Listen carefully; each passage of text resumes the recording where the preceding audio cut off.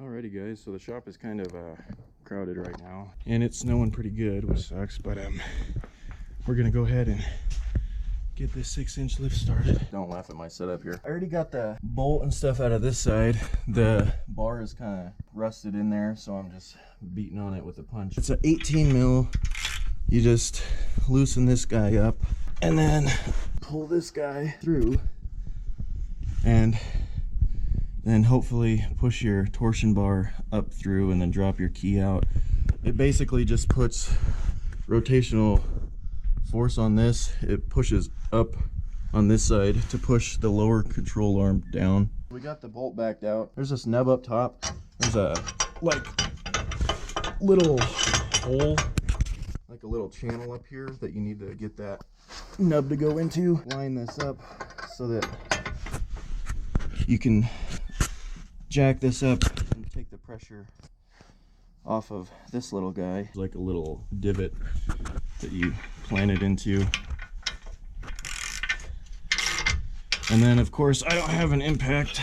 I got the pressure off of this little guy. We got these guys out. We measured how far they were sticking out, of course, and wrote that down. And we also marked on the keys like where exactly it lined up. And then we can relieve the pressure back off of this so that we can punch this torsion bar through the key. Rusted in there, so be prepared for that. You have to take out that bolt just so that you can drop this entire bar. There's one on either side there. We got those 21s, but we got this guy down and out. For your torsion drop here, you can kind of mark your holes. You can see right there. I've already started drilling. No, it's kind of hard to see here, but this is what it should look like after you got it all drilled. Got the driver's side all done and everything. I'm gonna go ahead and record the passenger side to show you kind of what I had to go through. This part was like rusted onto my key and everything. I couldn't bang it out from the back, so I basically ended up having to skip ahead a whole bunch of steps and take this lower control arm off.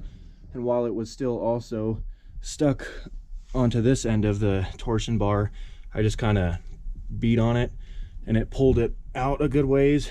And then once it came out of here, I was able to go to the back and beat on it a little bit more and get it to come the rest of the way out. I got this truck, it came from Texas, so it didn't really have rust on it, but I've had it for 3 years now, and it's getting pretty bad. As you can see, they put a ton of salt on the roads here in Colorado. This isn't even snow.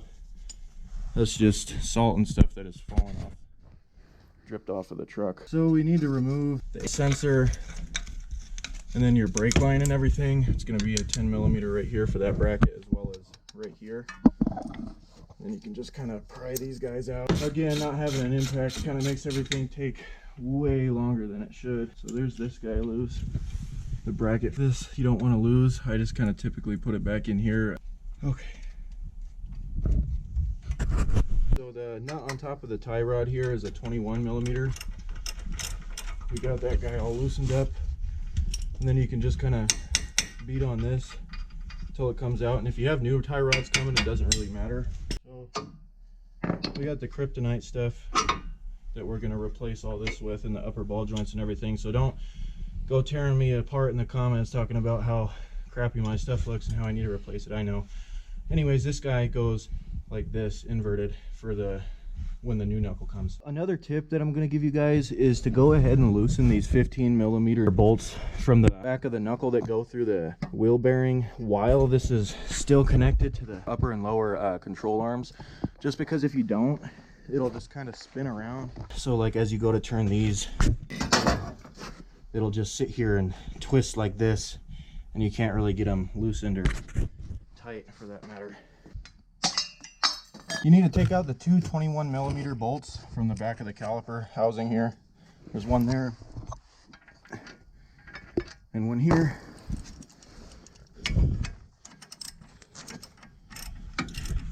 Tie it somewhere. It's not very convenient to tie it back here towards the cab. It's easier to tie it up front, but it's kind of counterproductive because before you put the aftermarket knuckle on, you have to switch the caliper to this side so that this line is behind it rather than being in front of it. After you get your caliper off, the rotor should just come right off. You can take off the 21mm nut and bolt out of the bottom of your shock. See a 19 up here. Okay, so there's that nut out. Pull that out, pull this down. Make sure you get all this crap out of there. I just put all the old bolts back where they came. That way I don't lose them. So it's a 15mm bolt on the bottom of your sway bar link here. And on the top, you kind of have to clamp some vice grips onto this like washer looking deal because it is threaded. And then you can just let it rest up against your knuckle here, just as long as it's not pinching your speed sensor. And then to remove your speed sensor up here, it's just a little Allen wrench. And then you can pull it out. Reinstall that Allen bolt so you don't lose it. We've got the 15s back here loose. And if you want, you can go ahead and pull the wheel bearing off now, or you can pull it off after you remove the whole knuckle from the upper and lower A-arm. Remove this pin back here. It's usually wrapped around your bolt. I unwrapped it. You can pull it out through. Nut you gotta loosen, but don't take it off all the way. 18mm. Okay, so we got this 18 loose, and then we got the 24 down here on the bottom ball joint loose as well. And then since you can drive something up in between here. There it went. There, we got it drop down loose on the nut. The last thing to do if you're not going to remove your wheel bearing while the knuckle's still on is remove this axle nut, and then you can remove these 15mm bolts. There's 6 of them that go around the CV axle, and then we got the whole passenger side basically all apart and everything. Couldn't really get it on camera. The battery's been screwing up because it's so cold outside. I guess it like almost immediately dies after being fully charged. Anyways, on the bottom ball joint, the stud has a Allen wrench on the bottom so it doesn't spin while you take your nut off. Just make sure you loosen your axle nuts before you jack up the truck. And the other thing that I tried to get on camera on both the front and back mount here are going to be an 18mm, and then the back nut that's on it is going to be a 24. Removing this skid plate right here with these 4 15mm bolts. There's 1, 2, 3, 4 right there. We drop that skid plate from up there. We can take these 18mm bolts out. There's 2, one above the other right there, and then 2 more right there. And after that, we're gonna cut this little guy out. So we got that guy out, as you can see. And the bolts that bolt in straight up, they do have nuts on the top as well. Now, of course, you want to disconnect the electrical rear diff. And then the little vent hose. There's gonna be 1, 2. There's this guy you have to remove. It's bolted into this piece that we're gonna cut off right there. And then of course, that guy up there. But you can kind of see this little mount deal is just welded on right there. So what we're gonna do is just bring it off. This is what we're left with. Okay guys, so to remove your drive shaft going to your transfer case, you just have to remove these 4 11mm bolts, but make sure you mark it. So we're trying to cut this mount off, and then we're going to shave these fins on this side down, and then alrighty, go ahead. Sorry. Okay guys, so we got this chopped off of here. I guess it sat more so like that. Chopped him off, and then this is kind of basically what it should look like after you get your fins shaved off and everything. You might need to put this up in there and make sure that you have enough clearance before you decide to stop. You can see you got to install these bump stop brackets onto the end of this rear cross member. It's basically just 15mm. There's 4 of them on each side. Okay guys, so after you install your bump stop hardware here, you're going to use these 24mm bolts that they supplied in the kit to hang this rear cross member. on both sides there. And then the next thing they have you do is hang this passenger side diff mount. Everything is just loose. We're not like tightening anything down just yet because we still want to have some wiggle room when we get the actual transfer case up here. We have to back out these 5 15mm bolts out of the front of the diff so that we can put this mount on there. There's also a bushing here that you have to basically press in to this mount itself. Okay, they want you to install this little differential mount bracket onto the front cross member before you go ahead and try to lift this diff back up, and then after that you can lift the front cross member up in place. I don't know why I keep saying we. It's basically just me doing this whole thing. Every once in a while I have the old lady holding the camera. And so the first step is going to be, after you install this rear cross member, they want you to go ahead and lift your diff up in place and put this rear bolt into the back bottom mount there, and then the two on the passenger side, and then you can install the front cross member and then this bolt right here, which needs to be tightened to 130 foot-pounds. That's nice, they tell you exactly what it needs to be. But then there's this skid plate down here that you need to kind of bring the two together basically, and after that it's all just putting everything back together. You know, your lower control arms go in these spots on the new cross members. You got to reinstall your drive shaft, which we marked. You got to get our A-arms in here, and this is the stock hardware that we're reusing. After this we actually tighten up the cross members and everything else that we've put in instead of just leaving it loose. The ones that they provide you with and the ones that you're going to reinstall, if you didn't pay attention when you uninstalled them, the bolt, like, they go in through the front basically just like this.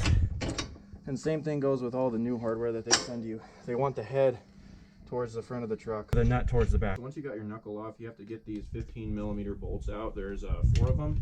I got 3 of them loose already. We're gonna take this one off, but we got these loose now. Pull those guys out, make sure you save them. We're gonna put Loctite on them. So yeah, that's gonna separate like that. You have a seal in here that you need to pull out and put in your new knuckle. So there's that seal I was talking about. Lubricate it up some, and then you can press it here into your new knuckle. And then of course this will slide over your wheel bearing. And again, you want to put Loctite on these. So after you got the lower A-arm in, reinstall the new knuckle. Hook up your brakes, make sure you put your rotor on first, and make sure you get your wheel sensor back in first. Tie rod. So the piece right here that goes out needs to go in towards the diff, and then that way the same little lip that's on your CV axle can just rest in that right there. Alright guys, so as you're just going backwards, putting everything back and stuff, if you have a Duramax, you have to support this hose with this self-tapping bolt in this bracket here. And then you get these guys mounted and drilled in, then you can mount your torsion cross member right there. And then it's easier to just kind of slide the bar through the lower A-arm first, forward a little ways, and then kind of pull it back through and get it into your key. So we got the front done, torsion bars and everything are in, and the keys are adjusted back to what they were stock. We got the pinion supported so it doesn't fall, as well as the axle. We got the shocks off, which is really simple. It's just 21mm nut and bolts, top and bottom, both shocks. These are 24mm bolts on the bottom of the U-bolt. Can jack up the truck enough to slip in the block under the leaf springs and put the U-bolts on, the new shocks on, and we're done. Like, as you get them backed off and everything, this top plate's gonna start falling off, and I'm gonna say make sure you don't let this twist and put too much pressure on this line here. And the small part of the taper goes forward towards the front of the truck, and then we'll put the new U-bolts on and it'll just be the reverse process.